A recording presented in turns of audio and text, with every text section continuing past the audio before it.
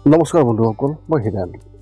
আজি আপোনালোকক এই ভিডিঅ'টোৰ জৰিয়তে এই দুই ৰাশি ব্যক্তিসকলে এই 2025 বৰ্ষৰ ফেব্ৰুৱাৰী মাহটোত কেনেধৰণৰ ফলাফল লাভ কৰিব তাৰে সম্পূৰ্ণ বৰ্ণনা আপোনালোকক এই ভিডিঅ'ত আগবঢ়াইছোঁ।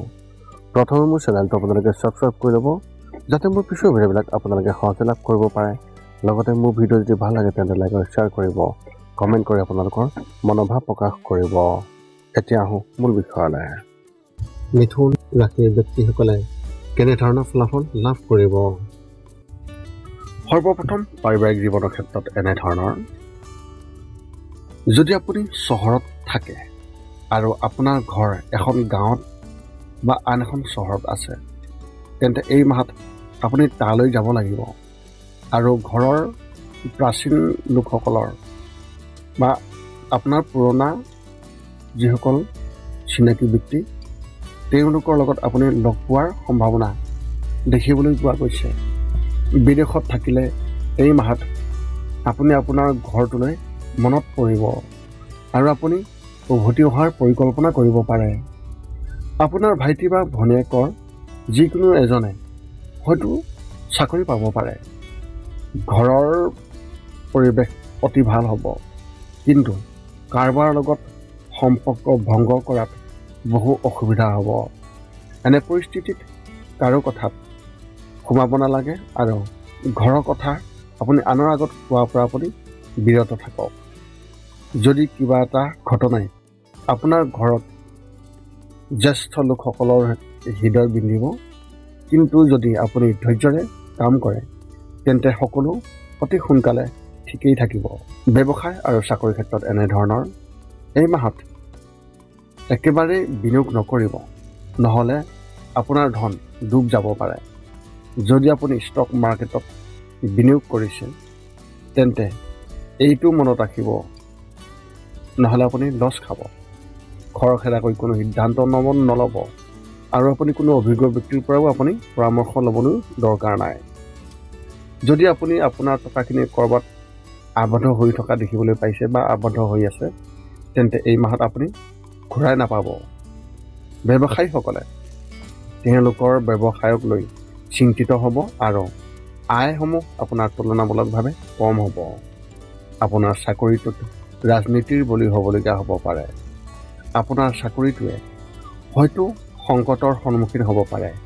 এনে পৰিস্থিতিত আপোনাৰ কামৰ প্ৰতি মোহভংগ বা মনোযোগ নোহোৱা কৰাতকৈ আপুনি দৃঢ়ভাৱে মন দিয়ক আৰু অফিচত ৰাজনীতিৰ পৰা আপুনি আঁতৰি থাকক। তেওঁ আপোনাক এই মাহত মাজভাগত কামৰ বাবে আপোনাক অলপমান বকাবকি বা কথা শুনাব পাৰে। শিক্ষা আৰু কেৰিয়াৰ ক্ষেত্ৰত এনেধৰণৰ।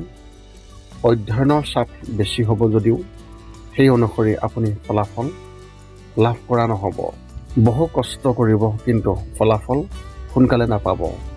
আপুনি আপোনাৰ কলেজত শ্ৰেণীত ক্লাছ আৰম্ভ হৈ থকাৰ সময়ত আপুনি মনোযোগৰ অভাৱৰ বাবে শিক্ষকসকলৰ পৰা আপুনি ক্ষোভৰ সন্মুখীন হ'বলগীয়া হ'ব পাৰে। সেয়েহে এই কথাটো আগতীয়াকৈ মনত ৰাখিব আৰু আপুনি আপোনাৰ শ্ৰেণীত সঠিক সময়ত মনোযোগ ৰাখিব। যদি আপুনি BCom বা BEdৰ ছাত্ৰ ছাত্ৰী হয় তেন্তে সজাগ হওক। এই মাহত আপোনাৰ লগত কিছুমান অশুভ হ'ব পাৰে। ফেশ্বনৰ ক্ষেত্ৰত অধ্যয়ন কৰা ছাত্ৰ ছাত্ৰীসকলক তেওঁলোকৰ জ্যেষ্ঠজনে হাৰাশাস্তি কৰিব পাৰে। হয়তো আপুনি পঢ়া শুনাৰ বিষয়েও যিকোনো সুনিৰ্দিষ্ট সিদ্ধান্ত ল'ব পাৰে। প্ৰেমৰ ক্ষেত্ৰত এনেধৰণৰ। প্ৰেম জীৱনত আপুনি সুখী হ'ব আৰু আপুনি আপোনাৰ সংগীৰ সম্পূৰ্ণ সমৰ্থন পাব। বিবাহিত হ'লে আপোনাৰ পত্নী বা আপোনাৰ স্বামীয়ে আপোনাৰ প্ৰতিটো খোজতে আপোনাক সমৰ্থন কৰিব। আপোনাৰ কামতো তেওঁলোকে সহযোগিতা প্ৰদান কৰিব, যাৰ বাবে আপুনি আপোনাৰ কামটো অতি সোনকালে কৰা দেখিবলৈ পোৱা যাব। দুয়োৰে মাজত প্ৰেম বৃদ্ধি পাব। যদি আপুনি প্ৰেমৰ সম্পৰ্কত আছে আৰু ঘৰৰ কোনোবাই এই কথা জানিছে, তেন্তে এই মাহত আপোনালোকৰ পাৰ্থক্যটো বিশেষভাৱে প্ৰকাশ পাব পাৰে। আপোনালোকৰ সম্পৰ্কৰ কথাও আপুনি প্ৰকাশ কৰিব পাৰিব। আপোনাৰ মায়ে এই সম্পৰ্কত খং কৰিব পাৰে, কিন্তু ধৈৰ্য আৰু সংযমৰ সৈতে ব্যৱহাৰ কৰিলে পৰিস্থিতি বহু পৰিমাণে সমাধান হ'ব। বিবাহৰ বাবে অপেক্ষা কৰা ব্যক্তিসকলৰ কিছু সম্পৰ্ক থাকিব, কিন্তু কথা পাতিব নোৱাৰিব। স্বাস্থ্যৰ ক্ষেত্ৰত এনেধৰণৰ উশাহৰ সমস্যা থকা ব্যক্তিসকলে বা ৰোগীসকলে এই মাহত নিজৰ যত্ন ল'ব লাগিব আৰু অধিক সেউজীয়া শাক পাচলি খাব লাগিব। যদি আপুনি হাঁফানিৰ সমস্যাত অশান্ত হৈ আছে, তেন্তে সদায় ইনহেলাৰটো লগত ৰাখিব আৰু ঘৰত অতিৰিক্ত ইনহেলাৰ এটা ৰাখিবলৈ চেষ্টা কৰক। এই মাহত হয়তো কিছুমান সমস্যা হ'ব পাৰে যিয়ে আপোনাৰ জীৱনকো বিপদত পেলাব পাৰে। মনত কিবা এটা চিন্তা থাকিব, যাৰ বাবে কোনো কাম কৰিবলৈ আপুনি মন নকৰিব। মনত কিছু চিন্তা কৰাৰ যি শক্তি, সেইবোৰ আপুনি অপ্ৰয়োজনীয়ভাৱে অসুবিধা দেখিবলৈ পাব আৰু আপুনি আমনি পাব। এনে পৰিস্থিতিত যদি আপুনি প্ৰণায়াম কৰাৰ অভ্যাস গঢ়ি তোলে, তেন্তে সেয়া অতি সঠিক হ'ব। ঘৰৰ ওচৰৰ পাৰ্কত ৰাতিপুৱা আপুনি খোজকঢ়াৰ অভ্যাস গঢ়ি তোলক।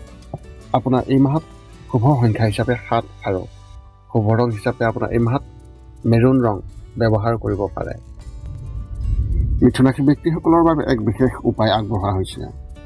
কলেজত পঢ়ি আছে যদি আপুনি, তেন্তে এই মাহত শিক্ষকৰ লগত আপুনি যোগাযোগত ৰাখক। তেওঁলোকৰ লগত অভদ্ৰ আচৰণ কৰিলে পিছত আক্ষেপ কৰিব লাগিব। এই মাহত যদি আপুনি তেওঁলোকৰ লগত ভাল আচৰণ কৰে, তেন্তে ভৱিষ্যতে ই শুভ বুলি প্ৰমাণিত হ'ব। কৰ্কট ৰাশিৰ ব্যক্তিসকলে কেনেধৰণৰ ফলাফল লাভ কৰিব? সৰ্বপ্ৰথম পাৰিবাৰিক জীৱনৰ ক্ষেত্ৰত এনেধৰণৰ আপোনাৰ মাহটোৰ আৰম্ভণি পাৰিবাৰিক জীৱনৰ বাবে ভাল হ'ব আৰু গোটেই মাহটো প্ৰেমময় হৈ থাকিব। যদি মাহৰ মাজভাগত সদস্যসকলৰ মাজত কিবা এটা বিষয়ে তৰ্ক হ'ব, কিন্তু বয়োজ্যেষ্ঠসকলৰ হস্তক্ষেপৰ লগে লগে সেইটো অতি সোনকালে সমাধান হ'ব। আপুনিও আত্মীয়ৰ সৈতে নতুন কিবা এটা কৰাৰ বা আৰম্ভ কৰাৰ কথা আপুনি পৰিকল্পনা কৰিব পাৰে।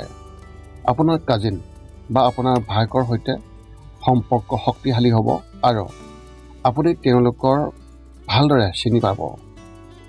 দূৰৈৰ আত্মীয়ৰ সৈতে যি সম্পৰ্ক আছে, তেওঁলোকৰ স্বাস্থ্য বিশেষভাৱে দূষিত হ'ব পাৰে আৰু তেওঁলোকৰ জীৱনত এক বিশেষ সংকটৰ সন্মুখীন দেখিবলৈ পোৱা যাব।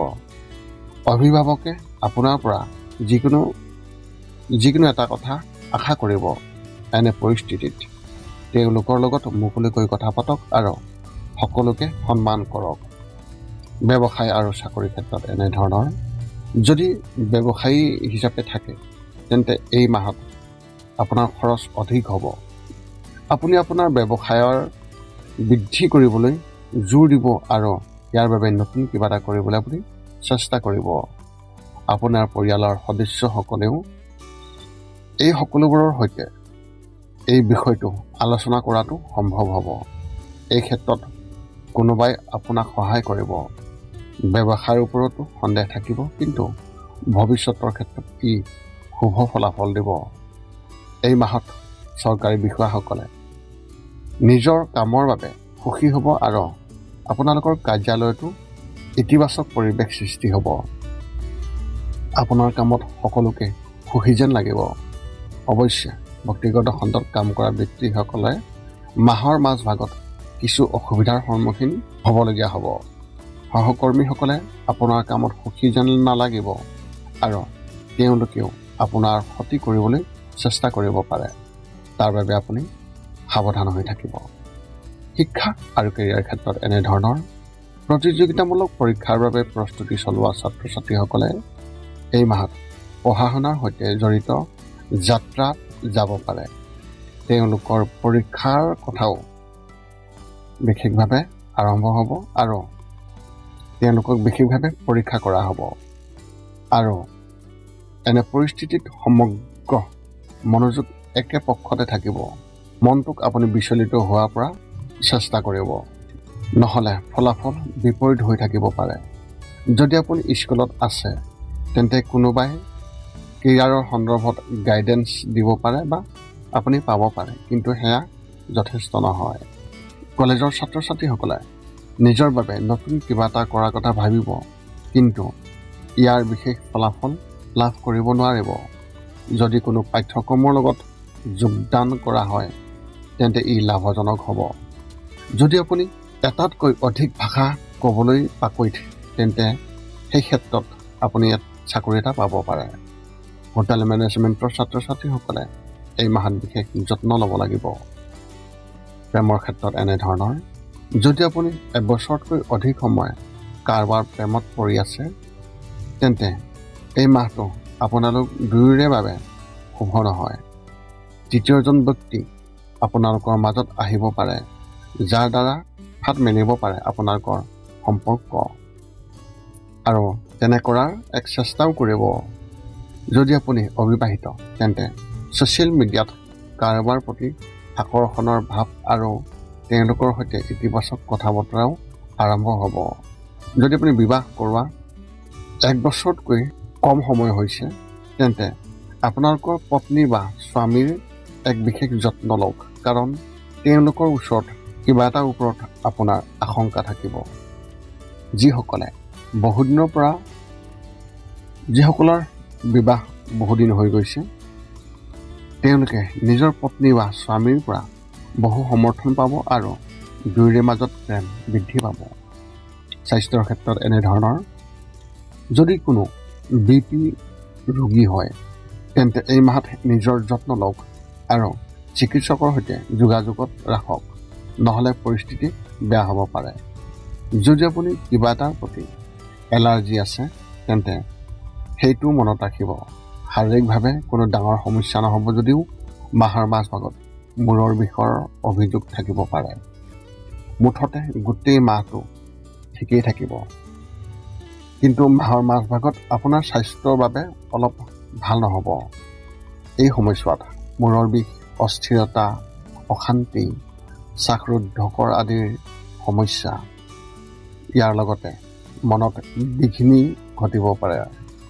এই পৰিস্থিতিত ইয়াৰ পৰা হাত সাৰিবলৈ আপুনি নিশ্চয় প্ৰাণায়াম কৰাৰ অভ্যাস গঢ়ি তোলক। ৰাতিপুৱা কমেও আধা ঘণ্টা হ'লে বেছি ভাল হ'ব। আপোনাৰ এই মাহত শুভ সংখ্যা হিচাপে 3 আৰু শুভ ৰং হিচাপে ধূসৰ। কৰ্কট ৰাশিৰ ব্যক্তিসকলৰ বাবে এক বিশেষ উপায় আগবঢ়া হৈছে। যদি আপুনি ঘৰৰ পৰা আঁতৰত থাকে তেন্তে এই মাহত আপোনাৰ ওচৰ চুবুৰীয়া বা ঘৰৰ মালিকৰ সৈতে সংঘাতৰ সৃষ্টি হোৱাৰ সম্ভাৱনা অত্যন্ত প্ৰবল দেখিবলৈ পোৱা গৈছে, আৰু ইয়াৰ পৰা আপুনি যিমান পাৰি আঁতৰত থাকক, নহ'লে পৰিস্থিতি আৰু বেয়া হ'ব পাৰে আৰু বিষয়টো আদালততো উপনীত হ'ব পাৰে। গতিকে আগতীয়াকৈ এই কথাটো আপুনি মনত ৰাখিব আৰু আচৰণত ভাৰসাম্য বজাই ৰাখক। এতিয়া আপুনি সকলো তথ্য লাভ কৰাৰ পিছত এই 5টা কাম কৰিবলৈ আপুনি যিমান পাৰি চেষ্টা কৰক। সৰ্বপ্ৰথমটো হৈছে আপুনি আপোনাৰ শৰীৰটো সুস্থ কৰি ৰাখিবলৈ দৈনিক যোগাসন কৰক, য'ত মূলতঃ 10 মিনিটৰ বাবে ওমকাৰ মন্ত্ৰ, 10 মিনিটৰ বাবে কপালভাতি আৰু 10 মিনিটৰ বাবে অনুলোম বিলোম। ইয়াৰ লগে লগে আপোনাৰ শাৰীৰিক আৰু মানসিক স্বাস্থ্য একেবাৰে নিখুঁত হৈ থাকিব। 2 নম্বৰটো হৈছে ৰাতি শোৱাৰ আগতে নিস্তব্ধ আৰু নিৰ্জন ঠাইত 10 পৰা 20 মিনিট ধ্যান কৰিব লাগে। ইয়াৰ দ্বাৰা 2টা উপকাৰ পোৱা যায়। এটা হ'ল আপুনি ভাল টোপনি পাব আৰু দ্বিতীয়টো হৈছে পিছদিনা আপুনি সতেজ অনুভৱ কৰিব। ধ্যান কৰি থাকোঁতে মধ্যমীয়া শব্দৰ শান্ত সংগীতো আপুনি শুনিব পাৰে। 3 নম্বৰটো হৈছে প্ৰতি মংগলবাৰে পুৱা নিশ্চয় হনুমান চালিচা পাঠ কৰক আৰু হনুমান মন্দিৰ দৰ্শন কৰক, নতুবা আপুনি বিষ্ণু মন্দিৰ দৰ্শন কৰক। ইয়াৰ দ্বাৰা আপোনাৰ আৰু আপোনাৰ পৰিয়ালৰ যিকোনো সদস্যৰ সংকট দূৰ হ'ব আৰু সদায় সুখ আৰু শান্তি থাকিব। 4 নম্বৰটো হৈছে ঘৰৰ বাহিৰত গৰু আৰু কুকুৰক প্ৰতিদিনে আপুনি পাৰিলে খাদ্য খুৱাব লাগে। খাদ্য খুৱাওক আৰু যদি পাৰে চৰাই চিৰিকটি আদিকো খাদ্য আৰু পানীৰ যোগান ধৰক। এই পৃথিৱীখন যিমান আমাৰ সিমানেই সিহঁতৰো।